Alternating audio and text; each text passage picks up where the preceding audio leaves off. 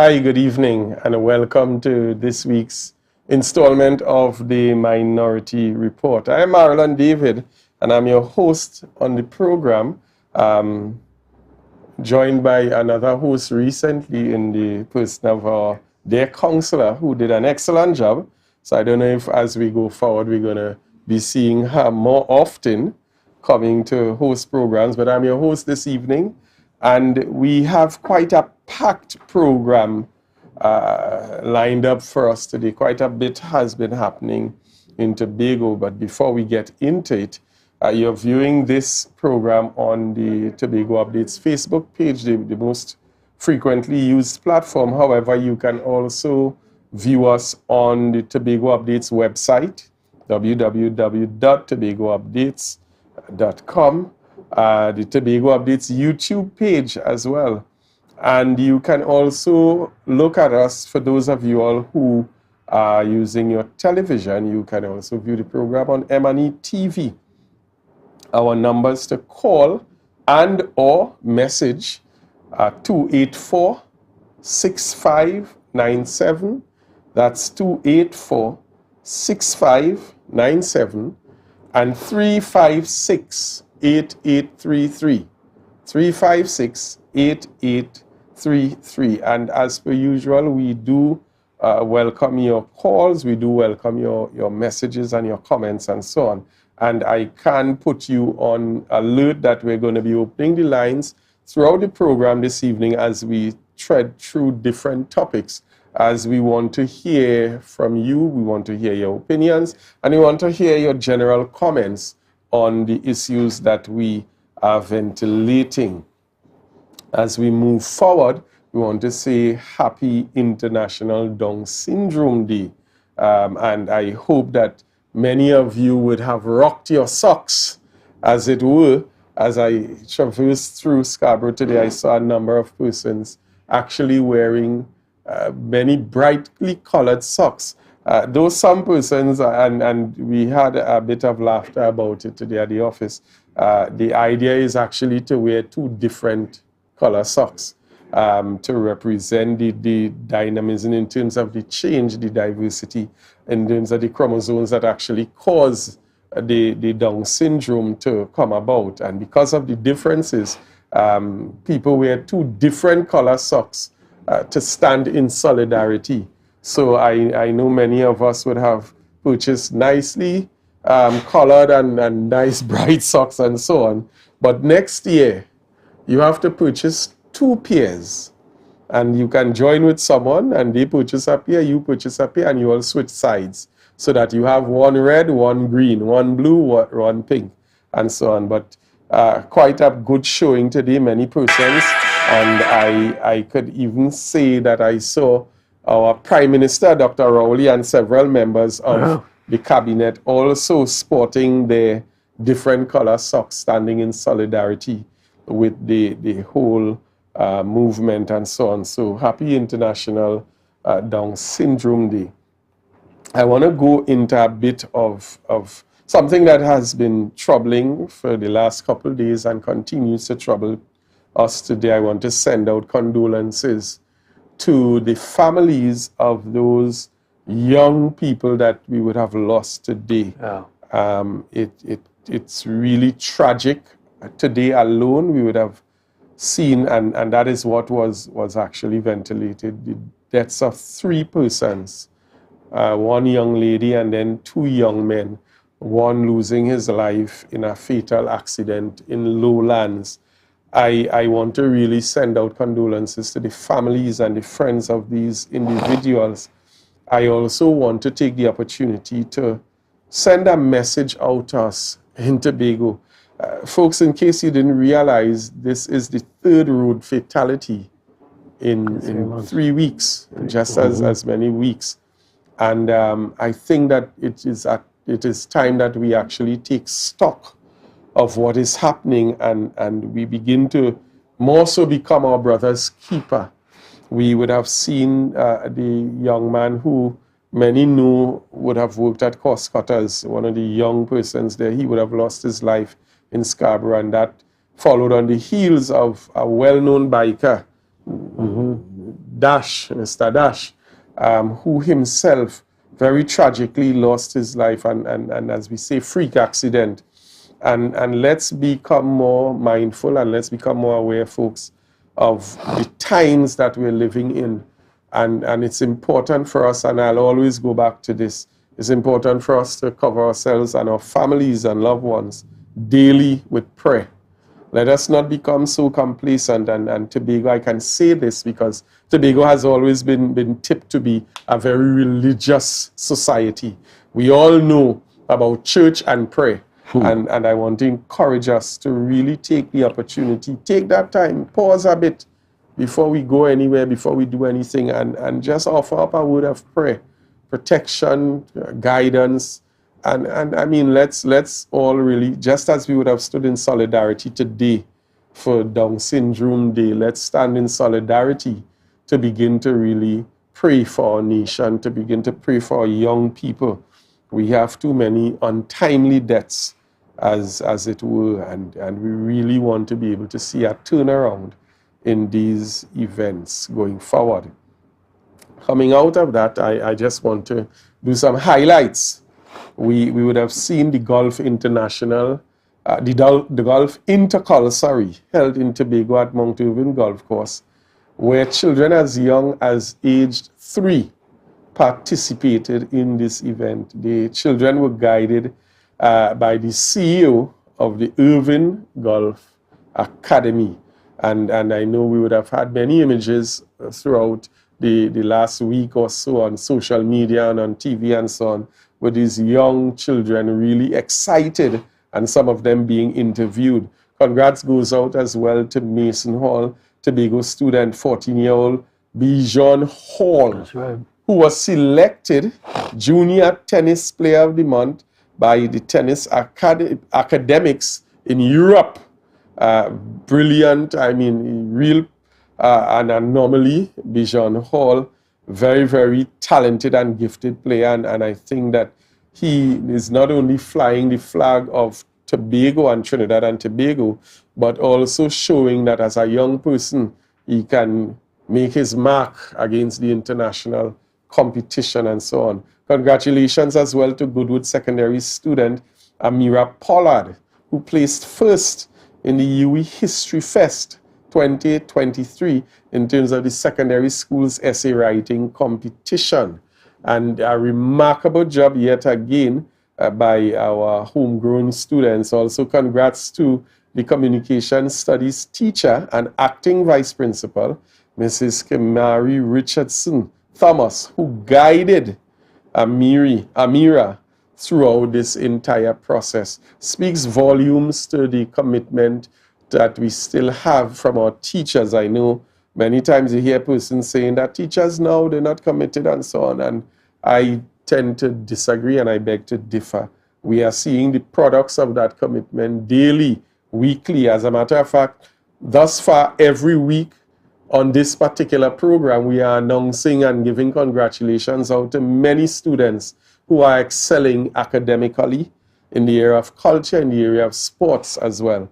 And so we want to encourage teachers to continue to commit to the process of developing the next generation of leaders. And finally, congrats going out to the Honorable Christine Kangaloo on being inaugurated as the 7th President of the Republic of Trinidad and Tobago. I know many of you would have viewed it online on various platforms, and our President delivered a stirring speech when she did in fact get the opportunity to present to the nation. And I do look forward to what I think would be an exciting time under her tenure in terms of the office of the President, greater awareness and activities coming out of that particular area. Congratulations there to Christine Kangaloo. And this evening, let me take this opportunity to now welcome with me in studio, and I'll have to, because there was a hiatus period that we experienced by this member of our team, but thank God he's back with us this evening, and I know he's not going to be going anywhere in a hurry. So join me in welcoming Senator Lawrence Hislop to the set this evening. Good evening.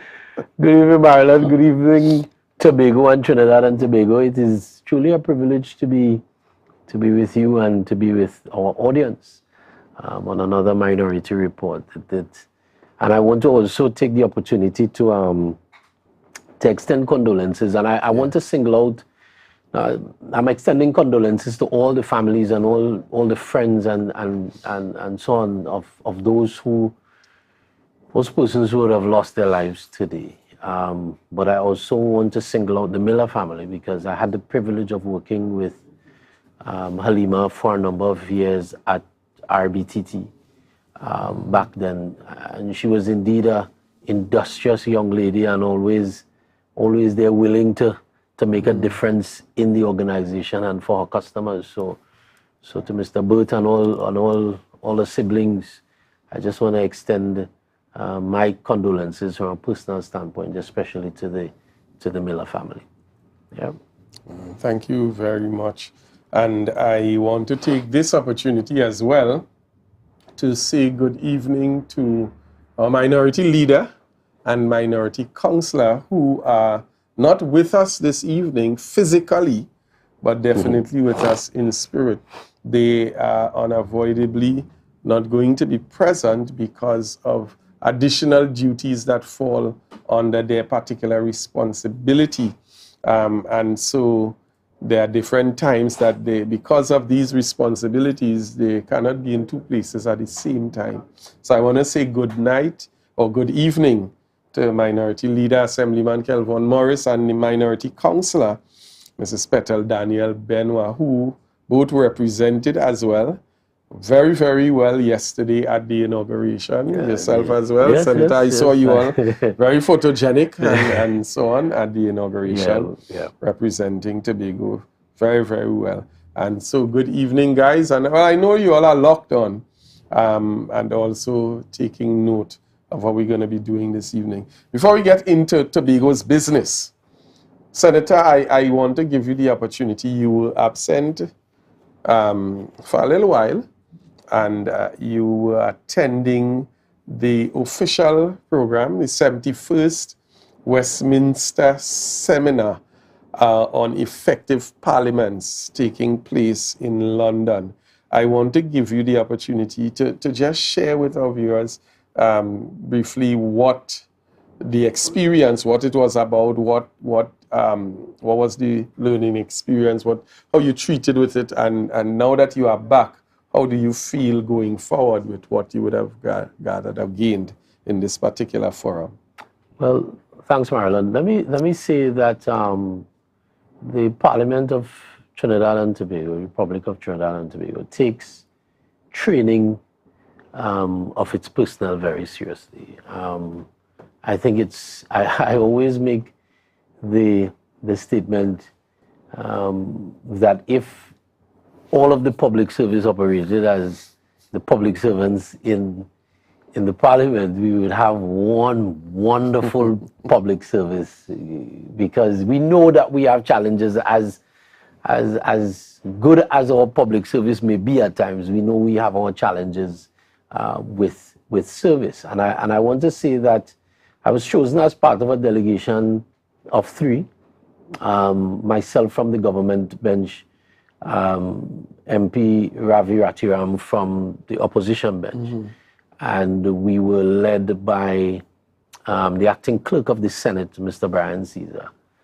We left, the 11th, I think, is when we left Trinidad and Tobago on our way to London, and it was a week of activities, a week of training, that we were hosted by the Commonwealth Parliamentary Association, United Kingdom, which is an association that seeks to assist parliaments throughout the Commonwealth. And we were part of our delegation was part of a larger group with representatives from as far as Tuvalu, Australia, Canada, some members of the Caribbean, as well as there were African nations there who are part of the Commonwealth. And what the training sought to do for that entire week was to give us insights, because this seminar is primarily for young parliamentarians. And so it gives us an insight into how effective parliaments benefit our various countries. And so we dealt with how to have effective committee meetings, which will bring out, because I always say to people, even though the plenary is important, what is very key to parliamentary process is the work of the committees, the various committees of the parliament. That's where you get public servants coming before the various committees in the House to be questioned.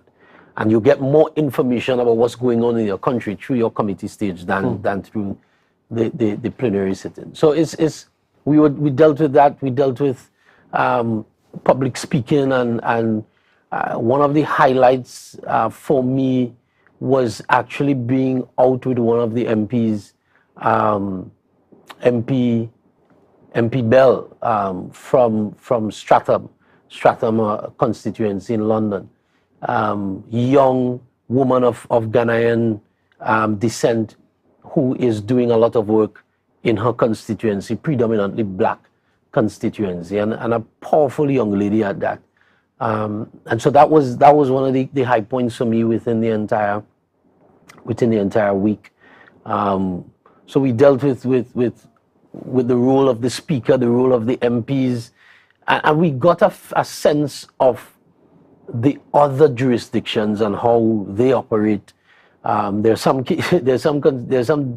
jurisdictions that the MPs don't even have an office, don't even have a constituency office to meet with constituents.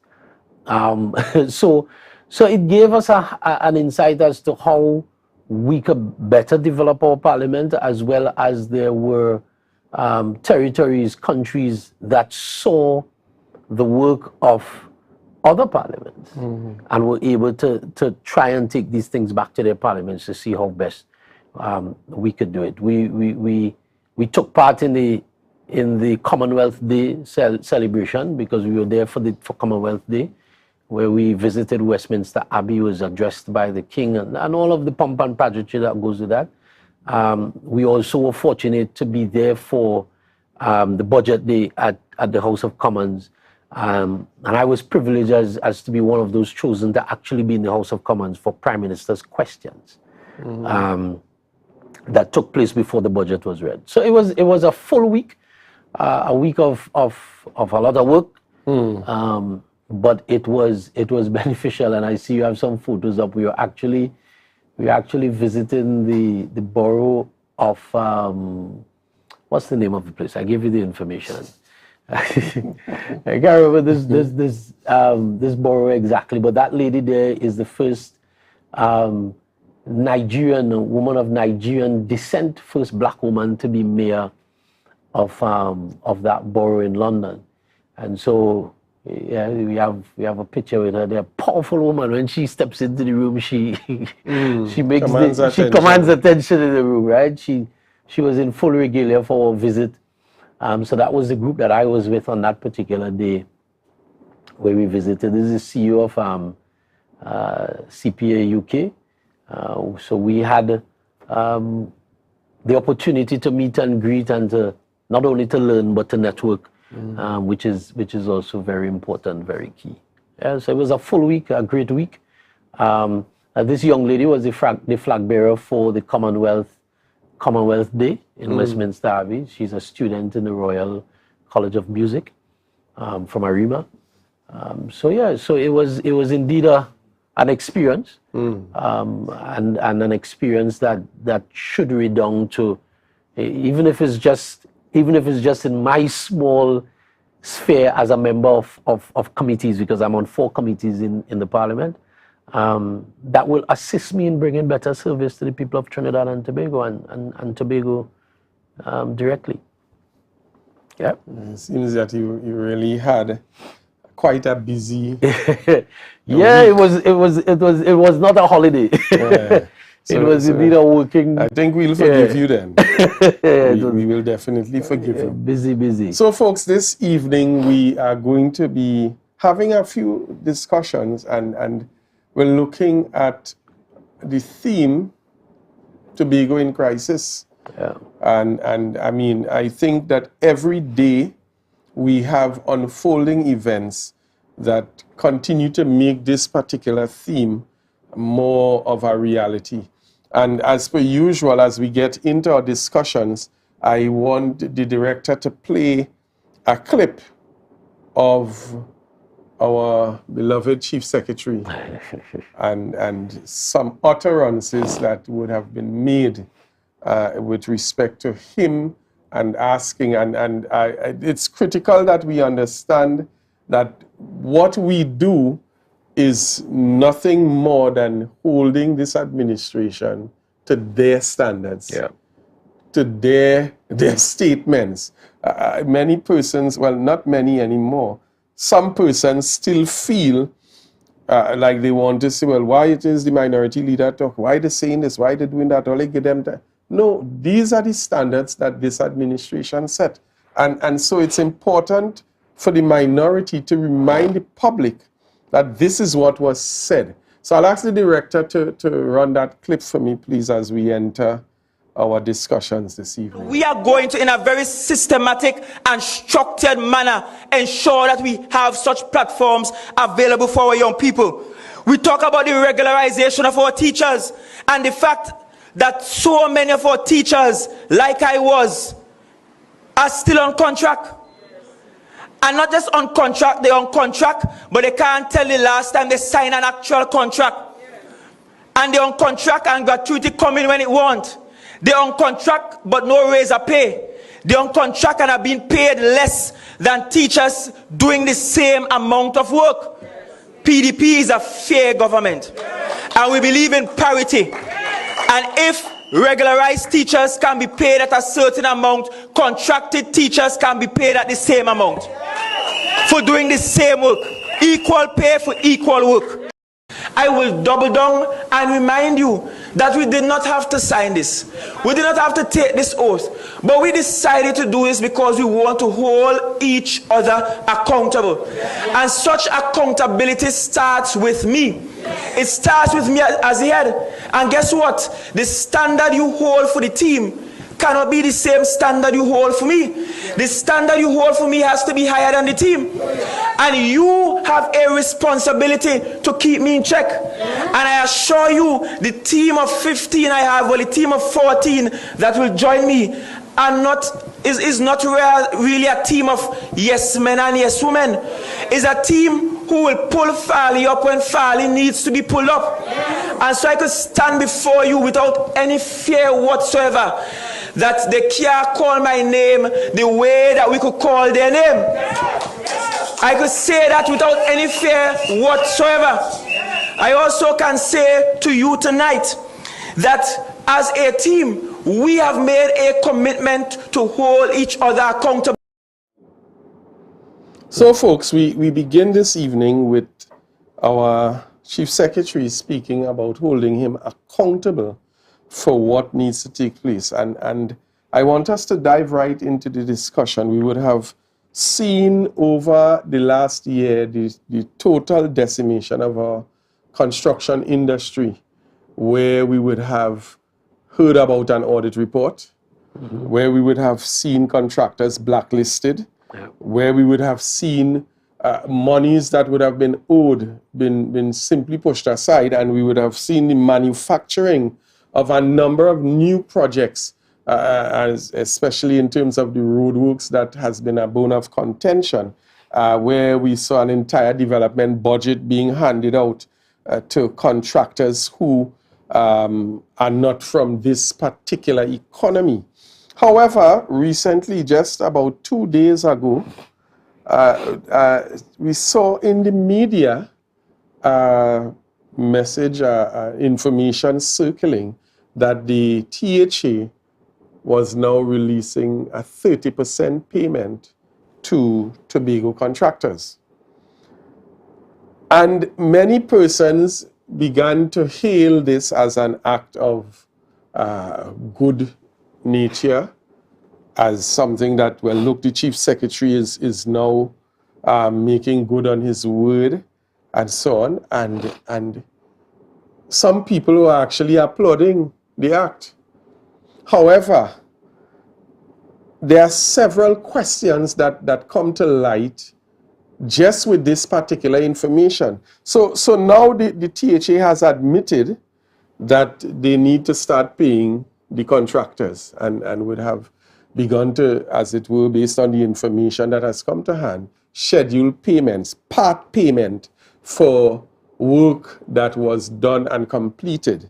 Senator Hislop, my first question is, we spent months listening to promises from the Chief Secretary to deliver on an audit report, which proved corruption, which proved collusion with these very contractors and so on, and as he said, public servants and policymakers and so on.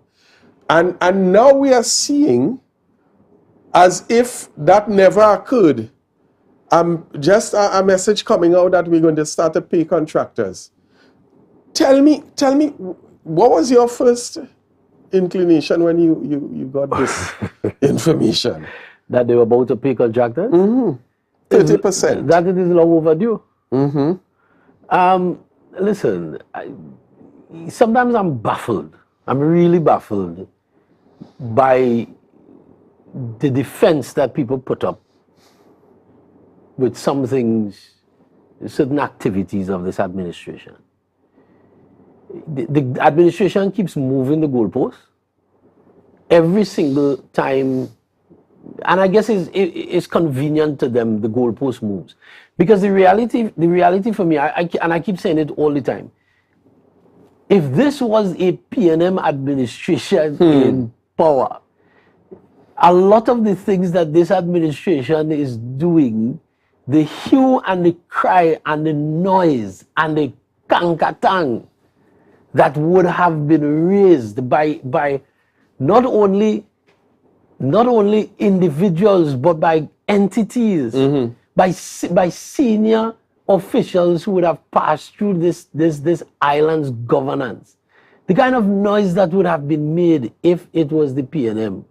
And the silence is deafening. Yes. And it's not only deafening anymore, it's just annoying. And the defense, because as you played the clip before, that the Chief Secretary said that we ought to hold them to account. And him to a higher standard. Right, and him to a higher standard. And so when the minority leader and the minority council is doing its job by doing what the administration says you should do, I can't understand what the noise, or why there should be noise. People want to be saying that, well, the PNM did it, and so, okay, right, let's just say the PNM did it.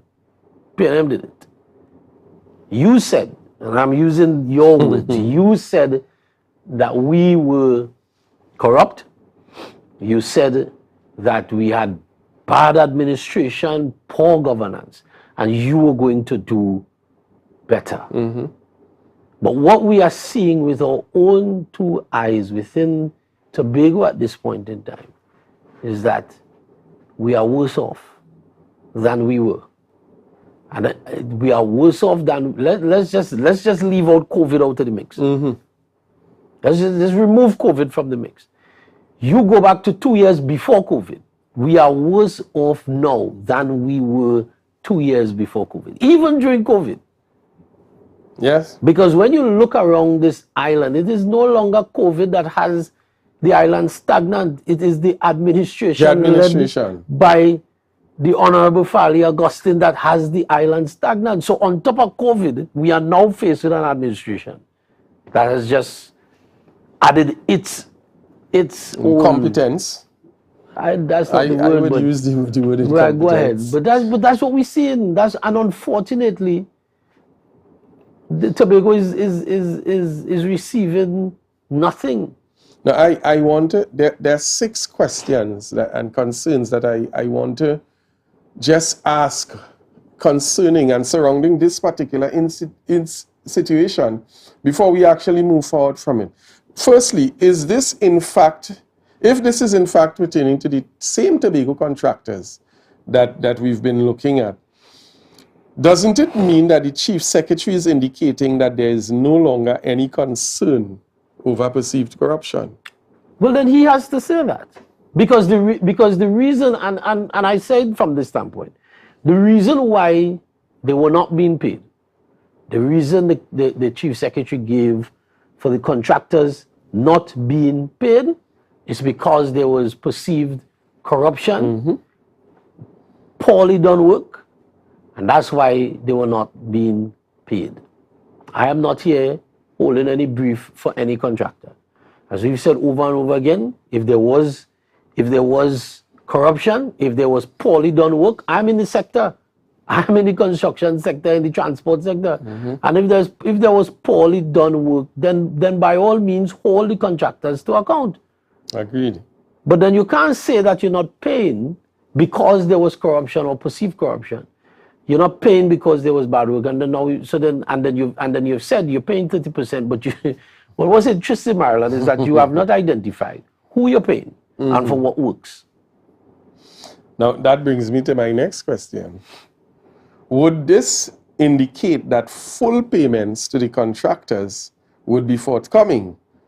Clearly, once you begin to issue payment, it is an indication that the debt indeed is valid. Exactly. And would be settled in total. Exactly. Because you said that you're not paying because there was shoddy work. Right. So what we want to know, this is what we want to know. We want to know who you're paying and what you're paying for. Please identify who are the contractors that are. Since as we were so bold as to identify, well, he didn't call the contractors by name, but Tobago is small enough that you know who the contractors were that you said were in collusion, right? The public official. So, and what we have seen is that there are a particular set of contractors that have not been given work. So what we want to find out is if those contractors who you identified, quote unquote, as being blacklisted, if those are the contractors that are being paid, and what works are they being paid for? And if they're being paid for works that you said may have been in question, then the works are no longer in question. Then the audit holds no water. Bringing me to question number 3. Would these contractors' status and entitlement to fairly participate in the tendering processes for jobs in Tobago be fully reinstated? I think you're asking the wrong person. I'm putting it out there because I know the Chief Secretary is watching. I know he's watching. Everybody looks at the program. Well, listen. For me, the premise that was used in the initial stages for not allowing contractors to tender for works in Tobago that they've done over the years is we've set up bad precedents. We've set up, you know, the contractors, you know, my concern is really for the workers of the contractors, you know. And we've set up bad precedents. It says that, okay, if I as a young businessman wants to start a contracting company, that I have to be careful that I don't get any significant work under a particular administration. Because if I get significant work, and the reality is that I may have gotten the work legitimately, or I have gotten the work legitimately, but if I am seen to have received too much work from a particular administration on this little island, it means that if this administration gets voted out of power, then for the next 4 years, dog eat my supper as a contractor. And for me, that's just downright vindictiveness.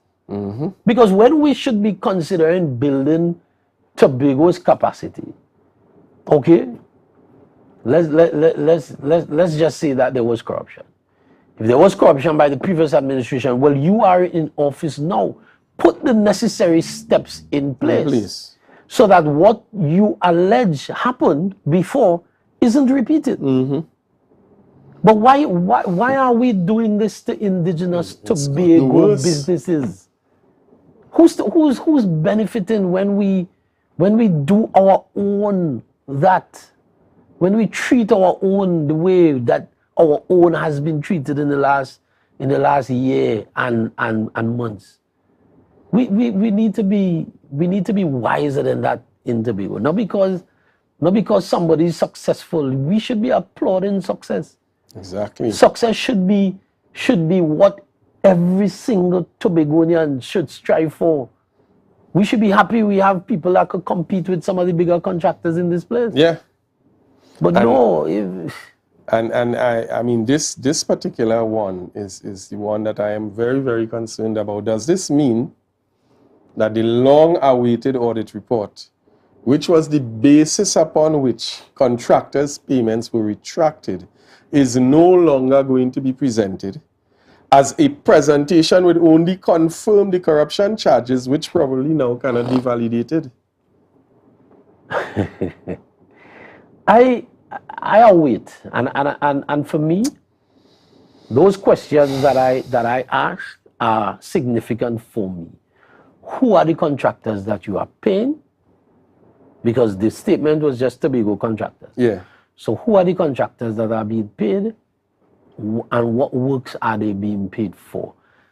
Are the works that they're being paid for some of the same works that the Chief Secretary said was in question? And then if you are paying for works that you have said that may have been in question, then you've just invalidated your own audit report. Exactly. And I mean, I don't understand what is the shadiness and the hide and seek, because questions are being asked in the House by the minority leader and minority councillor, even concerning these very projects, these contracts. And there is a sort of hesitation to present the information. But I want to remind the Chief Secretary of something that he would have said as well. And I'd like the director to run that next clip for me, please. And in truth and in fact, these contractors just want what's best for Tobago. And if you have nothing to hide, publish the entire list of contractors that you gave contracts to build agricultural access roads to. Publish the list. And let me add to that, right now they are doing emergency works through the Division of Public Utilities. Publish the list of all the contractors that you gave contract to.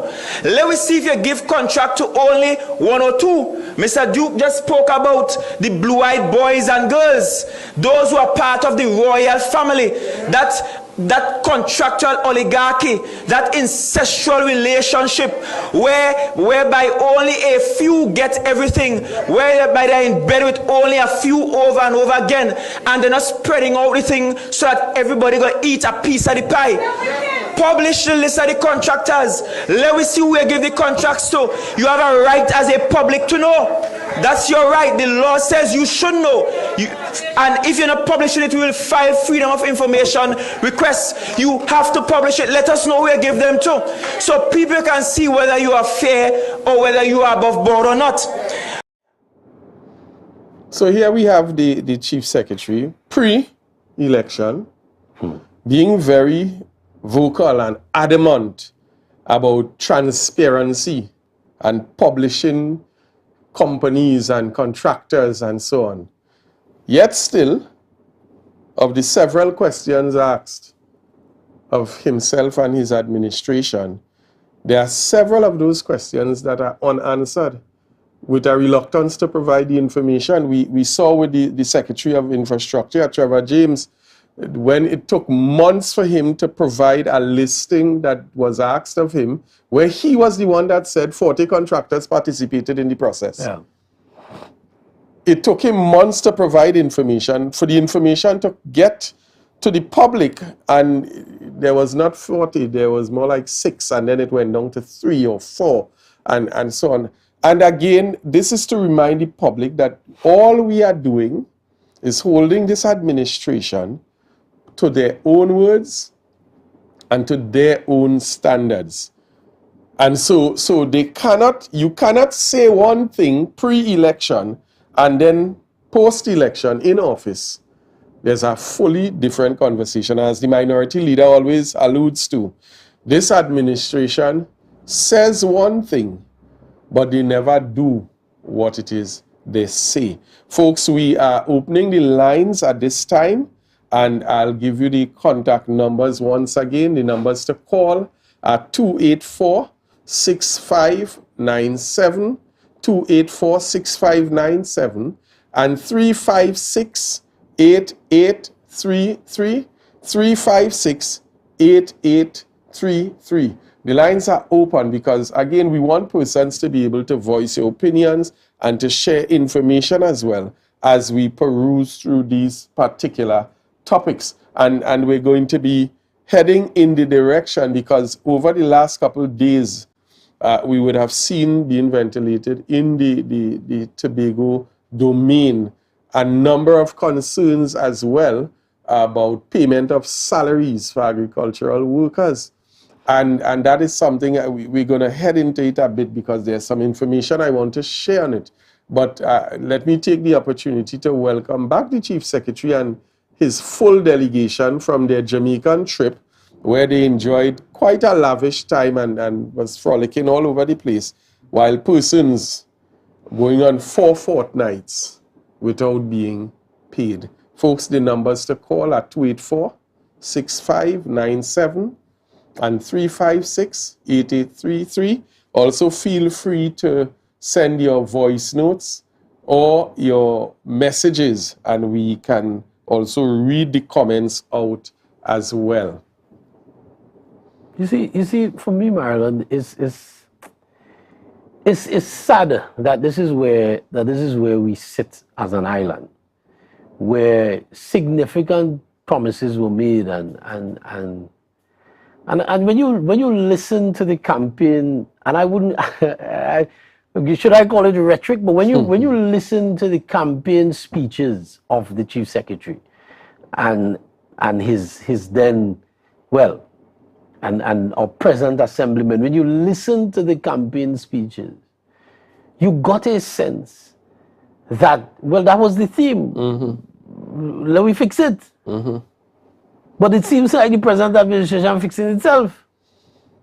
Hands down. Because I don't know, persons, we can't be so, and I'll use a daily knock word, we can't be so sycophantish that we see these things right in front of our faces. And that's why sometimes I don't even bother to engage persons on social media, because you sometimes you arguing with people about things that are right in front of you can be frustrating. Exactly.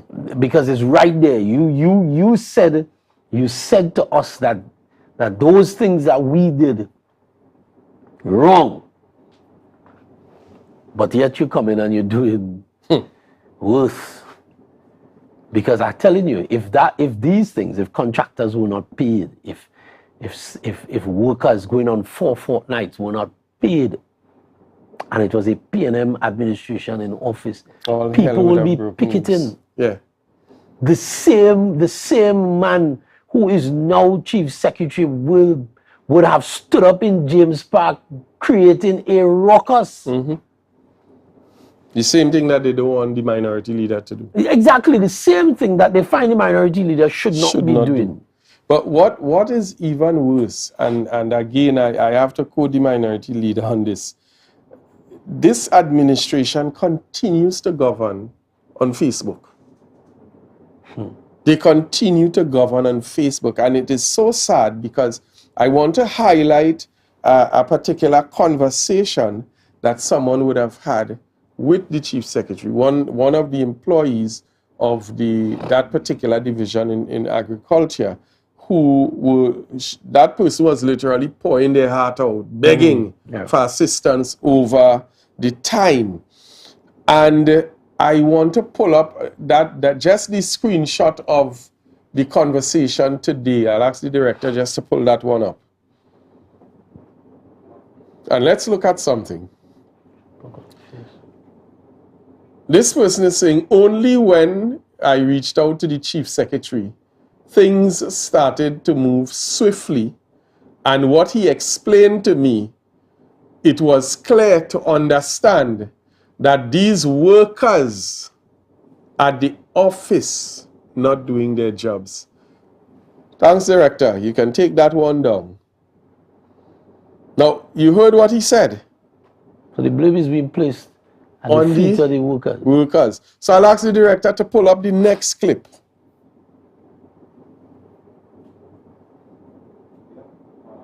The next image. This was a statement made, a post made actually by the Chief Secretary on the 5th of June 2020. The 5th of June 2020. This was before the strappings of office took hold. I know many of you are angry over broken promises. Many of you are struggling to cope. I don't know if he was being prophetic here. Many of you are on the edge. Many of you are worried about unpaid bills. Many of you are tired of jumping through hoops to nowhere. However, when you make contact with a public officer, remember that they are not the reason behind failed promises. Please direct your anger to the policymakers, aka liar politician, and not the public servants or the public officers for these broken promises. Now, everything that was said in this post in 2020 are the statements that this particular person and several others who belong to the division have been crying out for weeks about. And what is worse is that I know the minority leader would have made an attempt to have the matter addressed in terms of having the conversation and was told that it would have been taken care of, and that was like weeks ago. Yet still, it only got worse. And so even in his live that he did last week, he would have brought the issue to the forefront. And what was being said to staff, and the information has come to hand, that there is no money to pay them. That is the information that has come, and persons who said that they would have indicated, speaking to the secretary and so on, and it was said that they don't have money to pay them. But yet still we see the chief secretary in his conversation, a Facebook conversation. Saying the workers. Saying the workers. I know the administration went as far, and I think it was the secretary of the division who went as far as to attempt to blame the central government for that. And when you see those things in black and white, and I say to you, that's what frustrates me to a point. Because you juxtapose the two situations against themselves.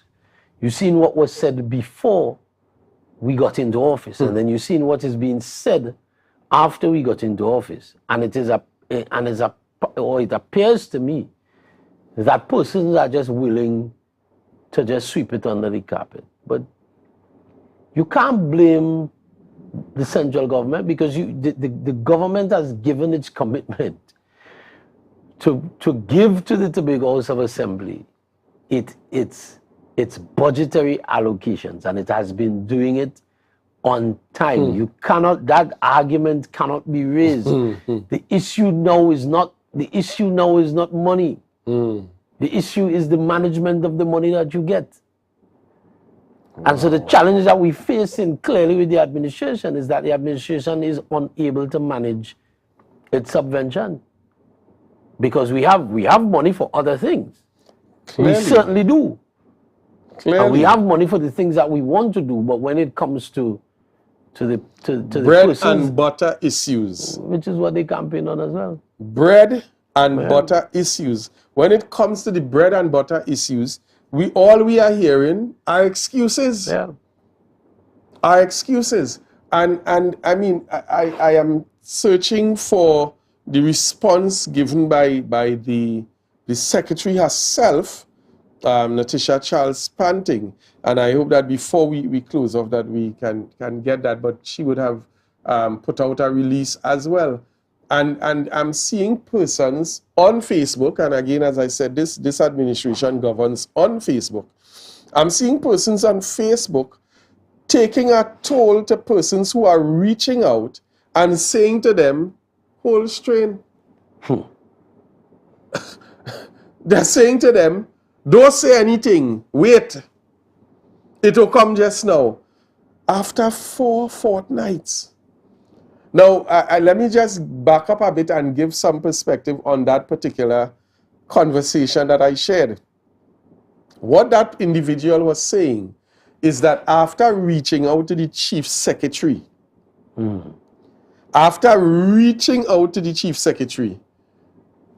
he gave a guarantee that, well, listen, something would happen, and then yes, they started getting some of their monies.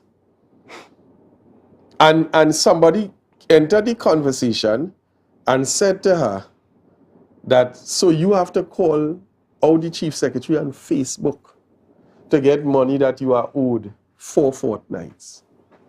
Where is the secretary of the division? The chief secretary is the secretary of finance. Listen, I am. It's not funny. I want to read to you what the secretary said to the young lady. And this was posted as well. Right. Whoever took up this with Liz, thank you. I've been reaching out to the secretary only to be told numerous times there's no monies to pay us. So is it that the chief secretary, being the secretary of finance, because he was all over the world and leaving and having unplanned trips to stop over in other destinations, diversions and so on, he being the one to authorize the finances to be paid? Is it that now that he is back and people are reaching out to him on Facebook, that some of their monies can now be paid? No, but I have a challenge. The administration campaigned on being very transparent. That's what they campaigned on. They gave the promise to the people of Tobago that they will be transparent in everything that they're doing. But that's not what we're seeing. And I look around this island, and the island is at a standstill. There are several people who are saying, up to today, I was having a conversation with a young man, and they're prepared they're prepared to leave. They're considering leaving Tobago. Because nothing is happening in Tobago. The mantra by the administration is to make Tobago the greatest little island in the world, on the planet. But we're suffering. There is, and this is not just coming from the standpoint of the politics. The business people on this island are saying that everything is at a standstill. And we are having you have no breath of fresh air, no encouragement coming from the administration that this is the plan to get us to a particular place. And thanks to the director, I got the release that the secretary would have put out. And what she was saying is basically, I inherited this problem from the previous administration. Here are you. What was the problem that she inherited? And again, she went on to give a breakdown of the Division of Food Security and what their allocation is, and the fact that the accountants who, I think she's the only policy maker who has not yet blamed the public servants. She's saying that the accountants work tirelessly and so on and so on and so on. But how can you say after a year plus in office, after, as indicated, $3 billion in allocation coming to Tobago, you are still at this point saying that you inherited a problem from a previous administration after $3 billion has come to Tobago in your tenure, and persons are not being paid for 4 fortnights. And Marlon, by the way, it's not just $3 billion, because remember, this administration came into office being managing the larger percentage Yes. of that 2021-2022 financial year. Yeah, the allocation. Because they came into office at the end of the first quarter of the financial year. So that this present administration received the larger allocation from 2021-2022. And now they are fully in charge of 2022-2023. So your argument about inheriting this, you are now in a position to make policy changes. If there was something wrong with the system when you got in, you've had enough time in order to make the necessary policy changes so that we are now at this point that persons cannot say that they're not being paid for 3 fortnights. That's why you're there. You're there to govern. You're there to find the solutions to the problem. So if you met an issue, this is not 1 month in office. This is not 2 months in office. This is not 3 months. It's not even 6 months in office. You've been in office over a year. You're into your Almost second a year. Your mantra was, let me fix it. You were the fix-it crew. If there is a problem, what does a fix-it crew do? Fix it. Fix it. Can't be that you ain't getting the money. And that is a challenge I have. I've come from a culture that if you have an issue, find a solution. Don't blame anybody. You go tell a boss, but I'm blaming the man who you fired. That's exactly what they're doing. Because you got hired to do a job. You are doing a particular job. You have a problem in executing the job, and you are saying to the boss, well, the reason why I'm having a problem executing the job is because of the man you fired. Yeah. How foolish I is that? inherited his issues. No, you don't even inherit it. You're blaming the man who got fired. And the man has been fired more than a year. But you're still blaming the man who got fired. It is erroneous, and you use the correct term, sycophants, because there are sycophants who are trying to defend this foolishness. Yeah. And meanwhile, whilst funds are being allocated to pay for very expensive trips and all sorts of other pleasurables and pleasantries, we have persons within divisions, and information has come that there are other divisions who are experiencing similar situations. And so late payment of salaries continues to be an issue under this administration. We had 2 years of COVID where persons were still being paid. When the revenue of the country was down, people were still being paid. And not only were individuals being paid, but you had persons receiving assistance, grants from the administration. We are out of the pandemic from that perspective. You have the economy operating, but we are faced with a situation where some of the same hampers that were being given out to workers during COVID is where we have to resort to. And that's very sad, that's very unfortunate. And you see, I don't want to beat up so much I don't want to beat up so much on the trips, because some of the trips may be necessary. Because that's what governance is about. But I would love to see a comparison between previous administrations' travel bill within the first year and 4 months. That is a question. To this present administration's travel bill. The question has been asked. The question has been asked, Yes, and there has been no answer to there has been no answer to date. Because to me, some of the entourages are. I looked at the size of the Minister of Energy's entourage in Venezuela to start to negotiate a major fuel deal, major gas deal. When I look at the size of his delegation, I look at the size of our delegation. To sign an MOU. No benefit yet, but just to sign an No, MOU. and listen, and I'm not even knocking the MOU to the extent that it doesn't make sense, because we have not yet been given the details as to what the MOU is supposed to do for Tobago. But the reality is, are we getting value for money? And I know the argument is going to always go back to, well, that only was there for 21 years. That argument holds no more water. You know? No water. That's like the band singing, there's a hole in the bucket there, Liza. How long will you use 21 years as an excuse? We were fired. We were fired. And you're blaming the man who got fired for your incompetence. Yeah? So we are calling on the Secretary of Agriculture, the Chief Secretary, everybody, fix these people's issues now.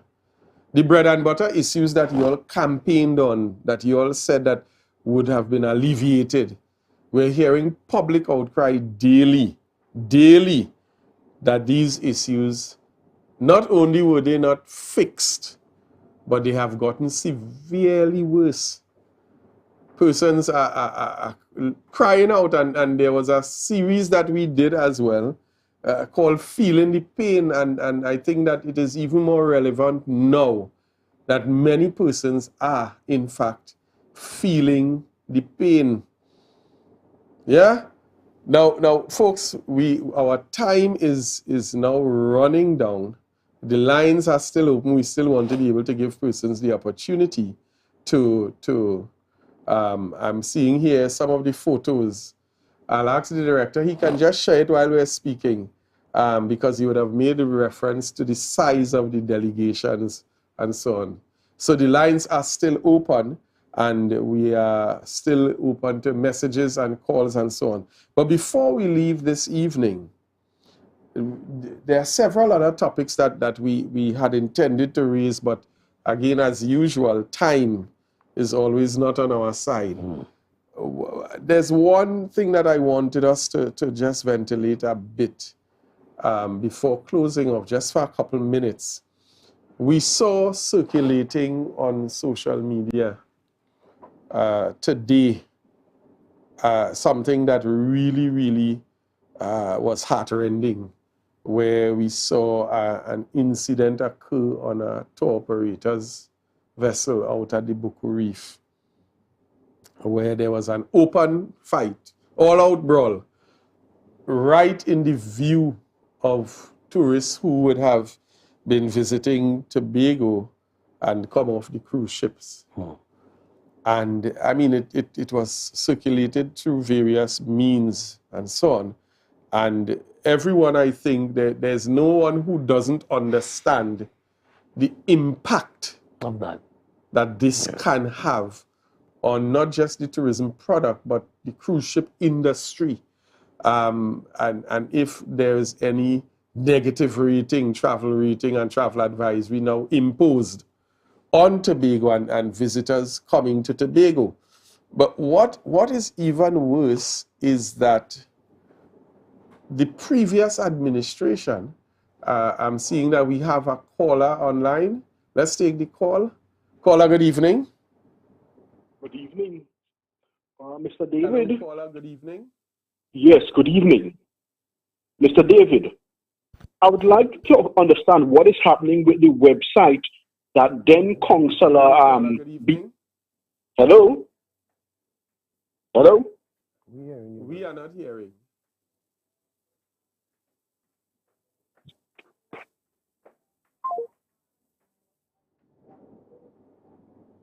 Caller, good evening. Okay. All right, folks, so we'll continue until we get that technical issue sorted.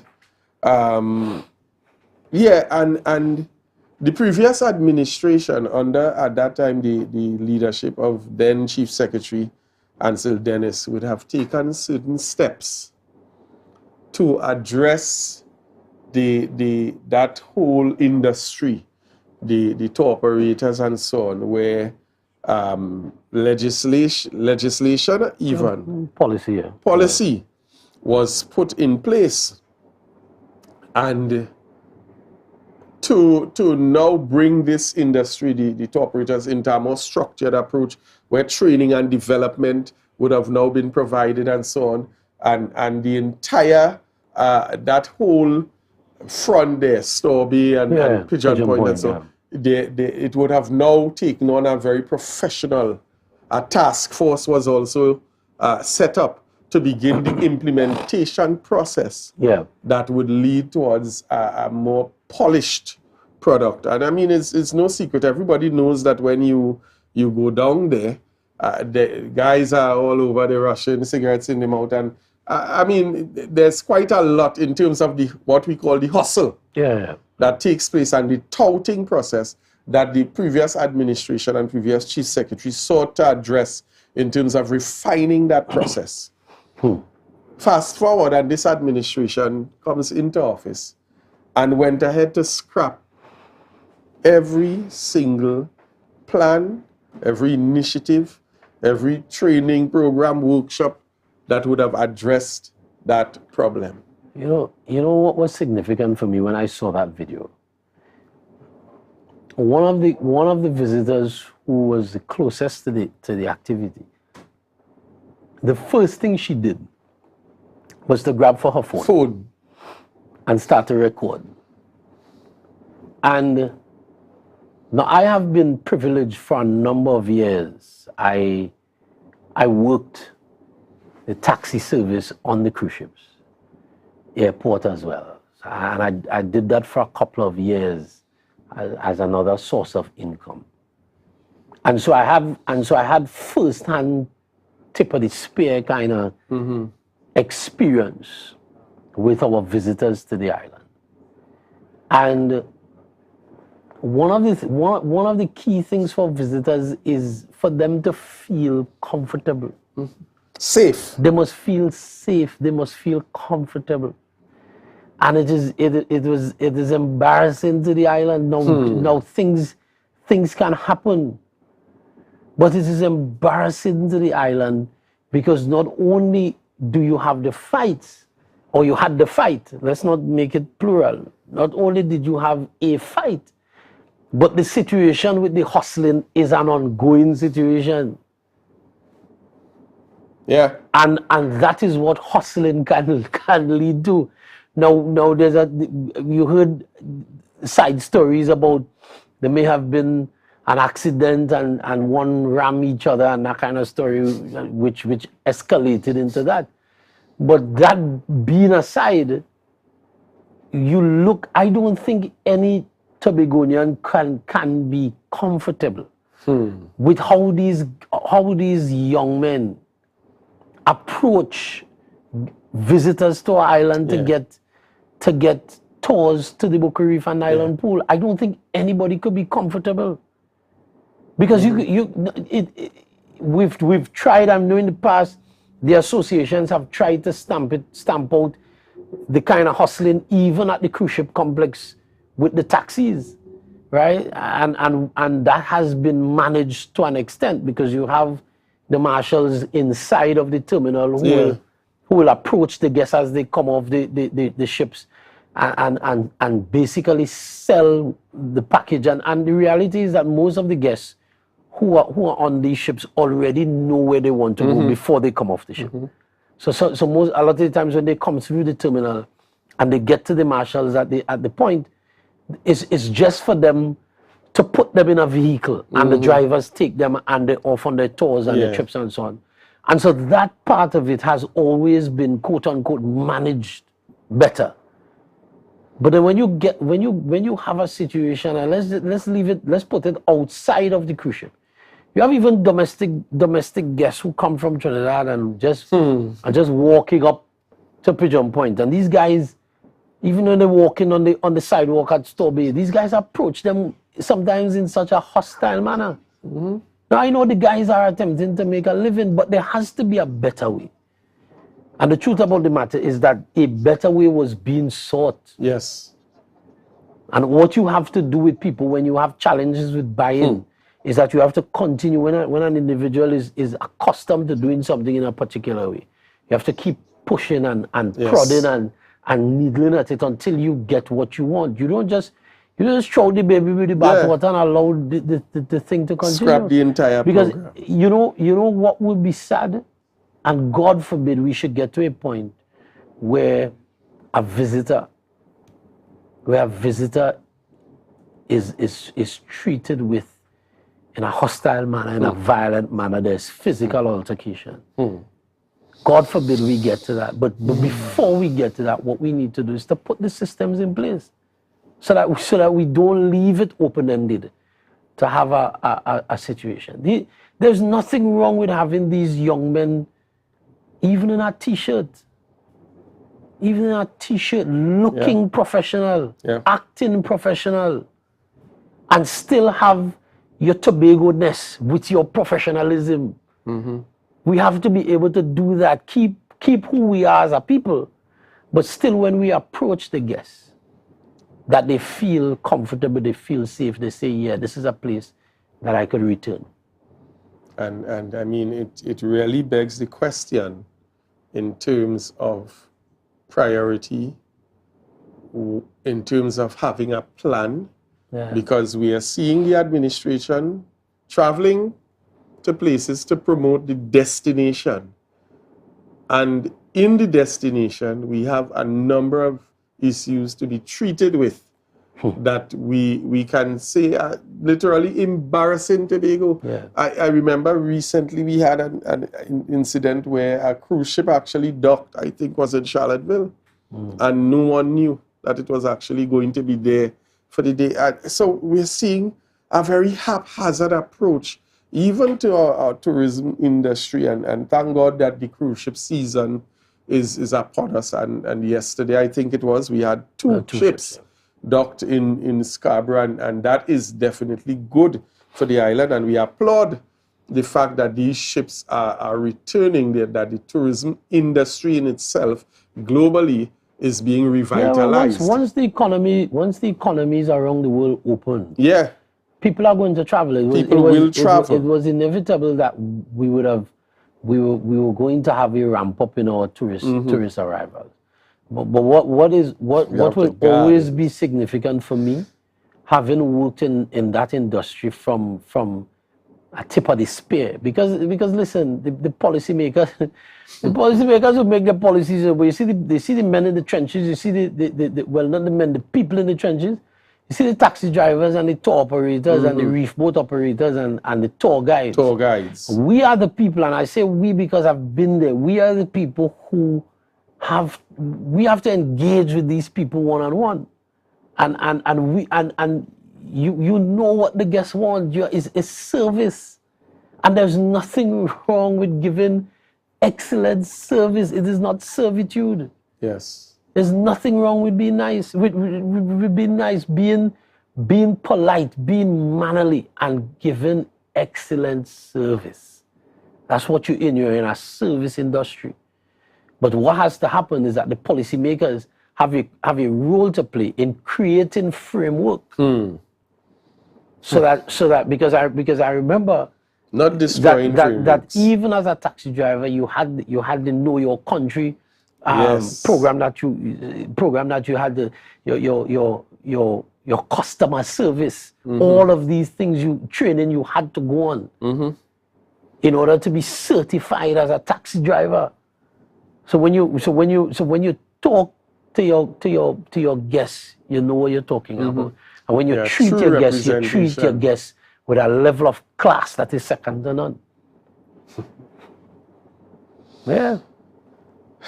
Folks, we are not out of information, but we are certainly out of time.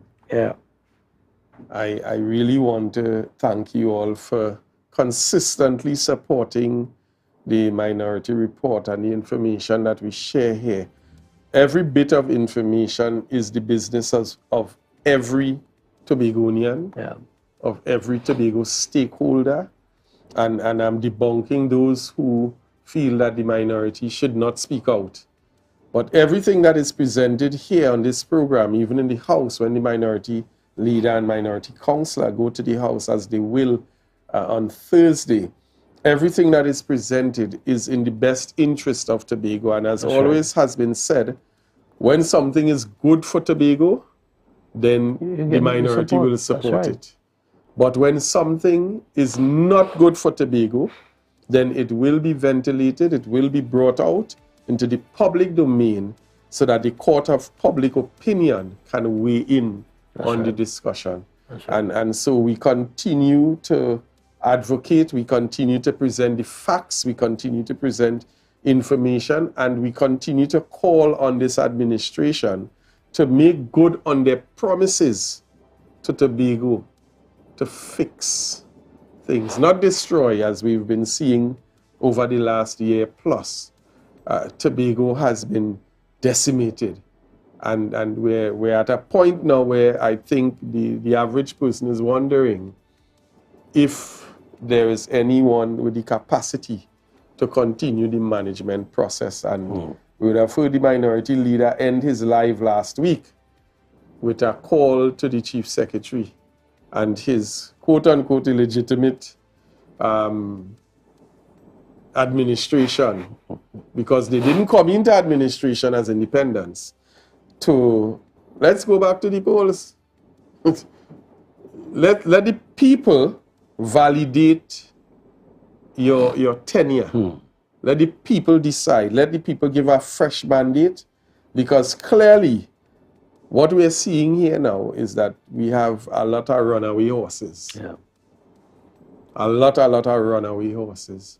And so we reinforce that call to the chief secretary to let's think seriously about a fresh mandate. Senator, your closing remarks as we begin to wind up.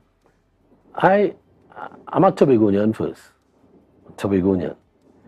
And that gives me the right to speak for Tobago, about Tobago, and to Tobago.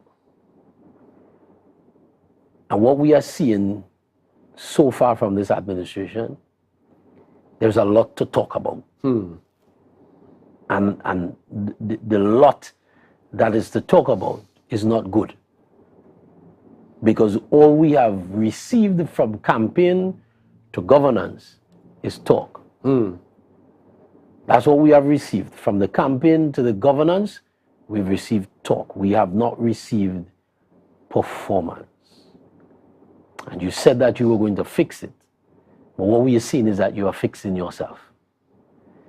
And so the team tonight is Tobago in crisis. And the reality is, I think there is a lot more that we are not seeing.